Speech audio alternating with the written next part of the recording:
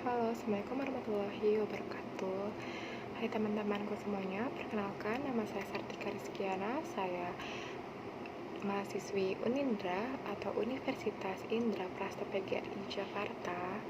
Dan pada saat ini saya semester 6 mengambil jurusan Pendidikan Bahasa dan Sastra Indonesia. Pada kesempatan video kali ini saya akan membedah buku karya Mark Manson.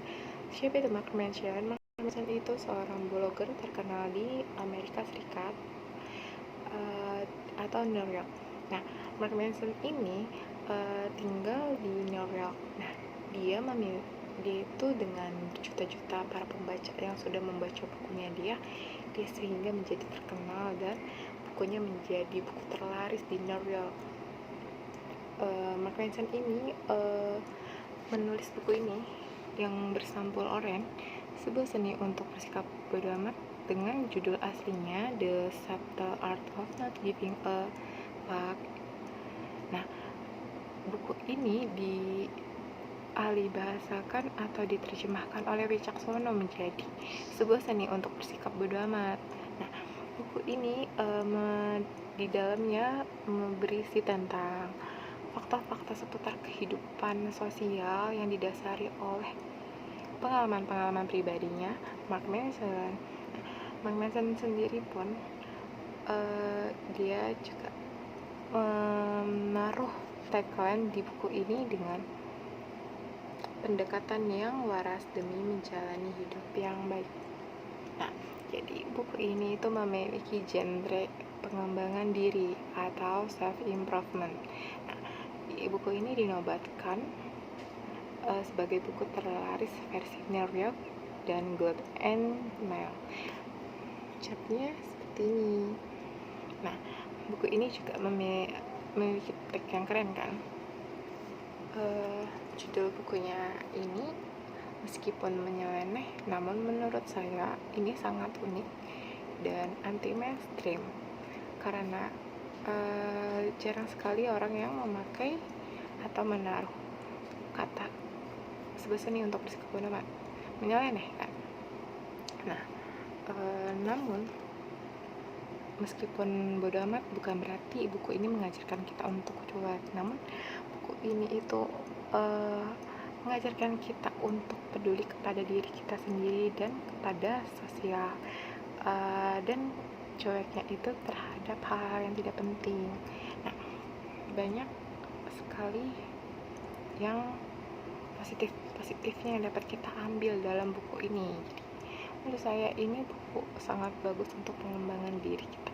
Nah, buku ini juga itu secara garis besar membahas bahwa dalam hidup ada sesuatu yang harus diprioritaskan dan yang dianggap penting, dan kita tuh harus masa bodoh terhadap hal-hal yang tidak penting. Kayak di buku ini tuh bukan karena bodo amat kita harus bodo amat kayak kepada orang lain, namun ini tuh memberi pesan kepada kita apa yang benar-benar harus yang dipikirkan dalam kehidupan kedepannya gitu loh. Nah, jadi buku ini juga kayak mengajarkan kita untuk menghadapi masalah yang tidak penting tuh supaya biarkan saja, diabaikan gitu loh. Nah, menurut Mark Manson juga dia menyarankan para pembaca untuk mendahulukan nilai-nilai kejujuran, memelihara kayak keterbukaan dirinya sendiri terhadap orang lain. Nah, dan keterbukaan itu juga nggak boleh terlalu sembarangan juga. Nah, menerima kayak kita tuh kayak kurang percaya diri gitu loh, kita tuh kayak harus percaya diri gitu. Nah, buku ini juga kayak mempunyai nilai-nilai yang baik dan positif menurut saya. Ada sebuah kalimat di dalam buku ini yang membuat saya menyukainya atau bahkan saya kagum, dari kalimat biar saya menjadi cuek terhadap hal yang tidak penting, yaitu kutipan bisa saya jadi kutipan Mark Manson. kutipan Mark Manson seperti kunci untuk kehidupan. Yang baik bukan tentang memedulikan lebih baik lagi, namun tentang memedulikan hal yang sederhana saja.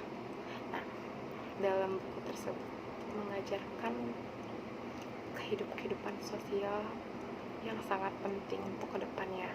Nah, kehidupan yang bagaimana yang harus kita cuek, hal yang tidak penting yang gak usah jadiin permasalahan, hanya membuat kita stres dan menjadi penyakit saja. Nah, dalam buku ini Marx juga menyampaikan kepada pembaca atau memberi kunci pendekatan 3 seni kepada pembaca agar cuek terhadap hal yang tidak penting. Yaitu pertama, masa bodoh bukan berarti acuh tak acuh.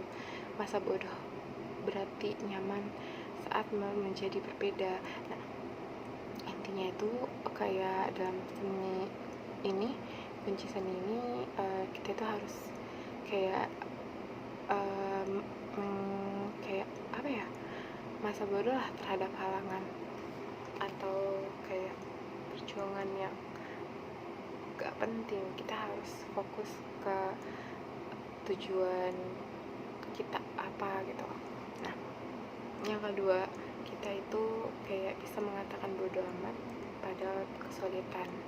Nah, maksudnya di sini itu kayak kita tuh harus tercurahkan untuk hal yang tanpa makna atau yang tidak berarti.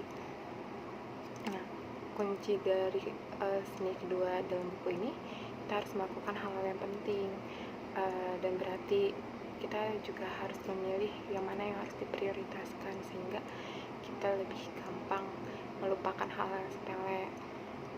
Namun seni ketiga di sini juga kayak kita harus lebih memilih sesuatu atau kayak kita harus lebih memperhatikan sesuatu. Seiring kita beranjak dewasa, kita juga harus memilah mana yang baik buat kita, mana yang enggak. Jadi kita harus lebih mempertegaskan lagi diri kita gitu. Sebenarnya kayak kita mencari kebahagiaan itu apa? Sebenarnya kebahagiaan itu dengan secara sederhana aja sudah bahagia gitu kan. Nah, dalam buku ini juga terdapat 9 bab, dan babnya ini ya berbeda-beda.